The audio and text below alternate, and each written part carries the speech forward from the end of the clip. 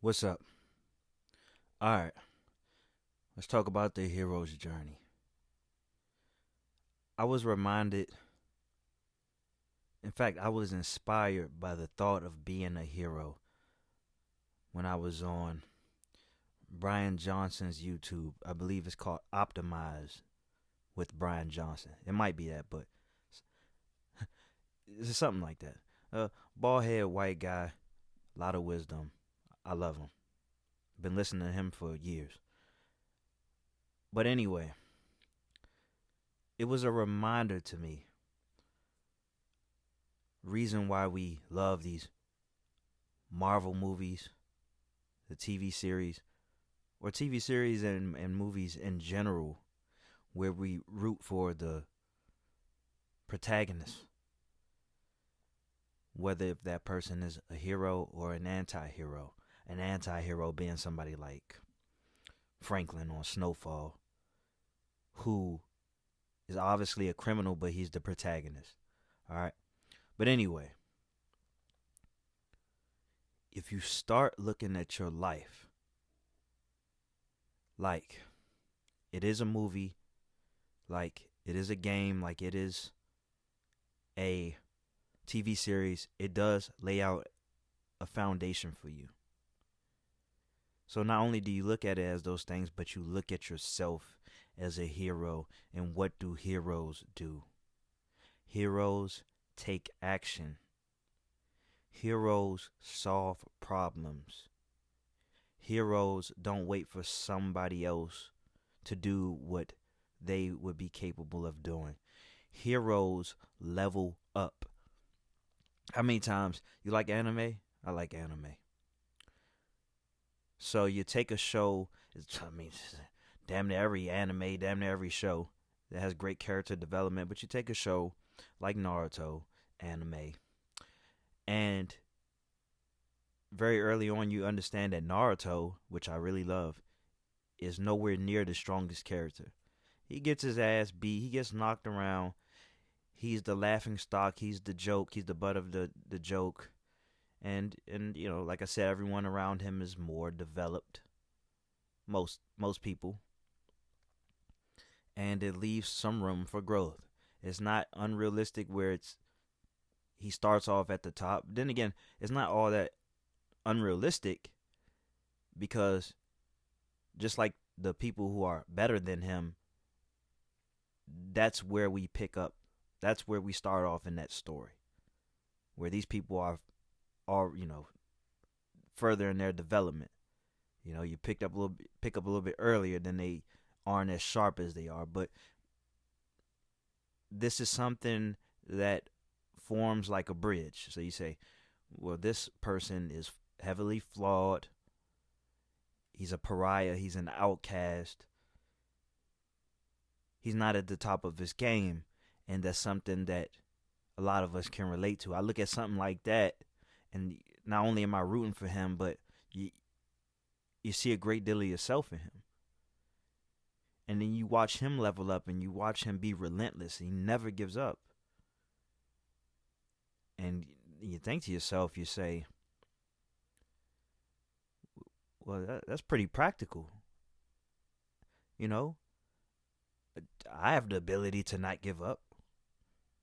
I can be persistent. I can be a student. I can learn. I can do it. And and back to Naruto. I mean, he had this can-do attitude. He has this can-do attitude. Believe it. And I know it's a cartoon. I know it's fiction, but a lot of it can be applied to life. Reason for me even bringing it up. This is not far fetched. And so I like the thought of being an outsider. It does get lonely sometimes, but I like the thought of being an outsider. I like the thought of being someone who isn't well regarded. I like the thought of, not even being at the top of my game because you see room for growth. There's no mystery. There's no, oh, well, what do I do next? There's no mystery about it. There's a lot to do. You know? When you're at the bottom, there's just a lot of room for growth. And I'm not at the bottom, but there's still a lot of room for growth. And I like that. And so, back to my main point. If your life is missing something, if it's too mundane, if there's not enough seasoning, put on your hero goggles.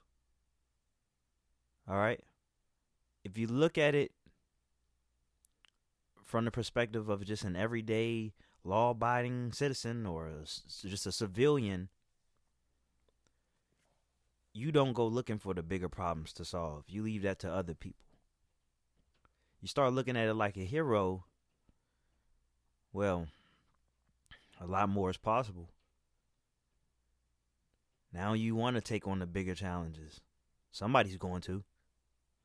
And every day,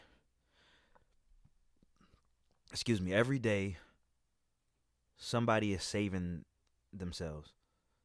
Someone is being their own hero. And I wrote the book, Who's Going to Save You? I believe I published it 3 years ago. Yeah, on the cover is like a superhero or whatever. Like a mystery character superhero. But anyway, my thinking back then, because I don't know when I started writing it. I guess I probably started writing in 2018, whatever. But my thinking is, I have to save myself. I believe when I started getting inspiration for it, I was in a transitional phase where I was actually sleeping in my car. Now, it didn't last long. I don't want to give you this story that I went through all this homelessness, but at the time, I was sleeping in my car. I didn't have anywhere to go for real. And I was reading the book No Excuses by Brian Tracy, and that's when I got the idea to write Who's Going to Save You, because I understood at that moment that I have to put matters into my own hands. But fast forward to now, because I realized that I've been taking my hands off the wheel at times, and it's without getting too personal, it's a very pivotal moment for myself. I have asked for a life that is going to require me to level up, and I've been doing my part at leveling up, but I have to level up even more, which means even more sacrifice. I need even more willpower, even more discipline, which I guess goes hand in hand with sacrifice, and need more tenacity, more structure, more order, all of these things. That's a part of leveling up. And so you see in these shows where they have great character development, you check in a couple seasons down the road, they're able to do a lot more than they were able to do in the beginning. It's the same thing when you play a game like Elden Ring or something, where not based on experience, because that game is hard as fuck, but the character gets stronger, and so do you as the player. You develop as well. So that's the point that I want to drive home. Take a look at this life. How can you save yourself? How can you save the people around you? Yesteryear, I was going to say yesterday, but let's say yesteryear, I pulled off the impossible in my life. All right. So if you take a look at some of my old videos, pretty much anything before, I guess, October 2021, you will notice something. You will notice that I wasn't smiling. Not like this. And that's because I was missing teeth. I was missing teeth.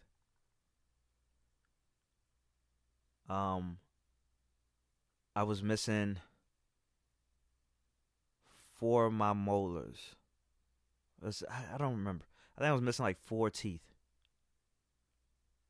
Yeah, 4 or 5 teeth. Like 1, 2, 3, 4. I was missing 5 teeth.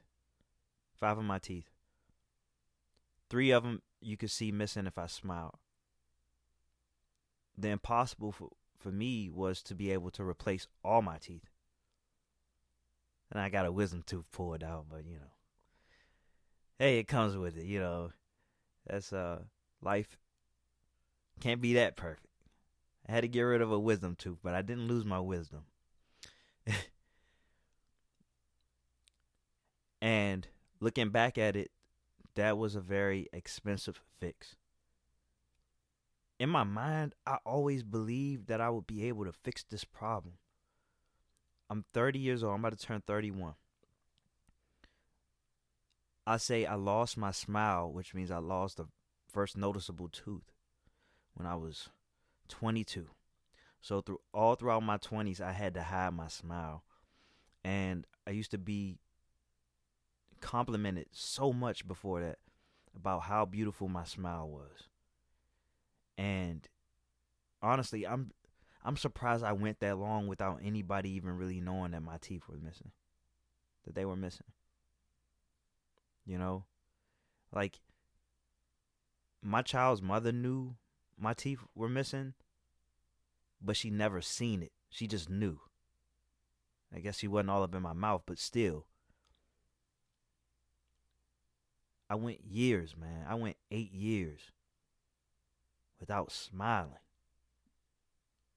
Do you know the type of damage that can do to a person? Like even in private, like laughing in a practicing way. Like it's not like when I was by myself I would smile wide or have these big laughs. Like I would do it as if I was doing it in public. Wow. And it's really starting to become such a distant thing for me, but that was my life. And sometimes I would look in the mirror and I would like smile and picture what it'd be like to have teeth there. But in the back of my mind, I always told myself I was going to find a way to get it right. Looking back, I couldn't. Man, that was improbable. That was a great feat for me because, wow. But anyway, that ended up costing me $26,000 to fix. $26,000, and I went through a lot of pain. Some days I was showing up back to back for pain. I mean, everything that could be done in this mouth was done. I was getting teeth pulled. I was getting needles put in my gums. I was getting teeth shaved down. I was getting screws drilled into my jaw. Everything. Deep cleanings. Everything.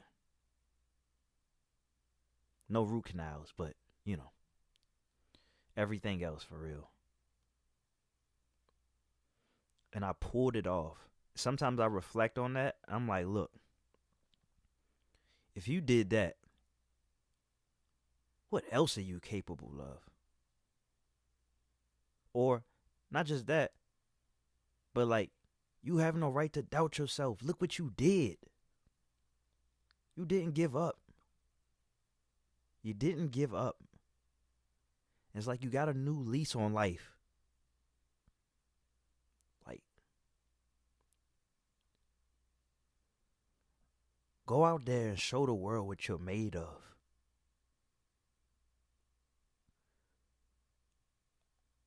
I was told that it's a genius thing to never give up. People laugh at you if you never give up. They mock you from the sides. And I know personally the power of not giving up. It changed my life. It changed my life to not give up. How could I ever quit again? How could I ever leave stones unturned? how could I ever turn my back on what I've learned, what I've gained on the hero's journey? How could I ever forego it? There's no turning back. Things will never be the same. When you get a taste of that, the ordinary, it does not work for you. It feels like a suicide. It feels like a slow suicide.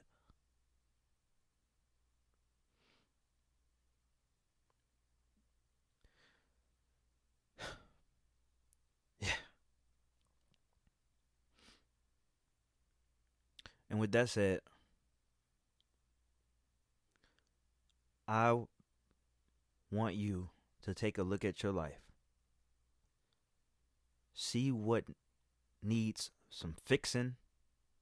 See what needs some healing. See what needs some ending, some bending, some breaking, some building, and get to work. After all, you are the hero on this journey. All right, thank you. I'm actually coming right back with something else. I forgot what it was, but whatever.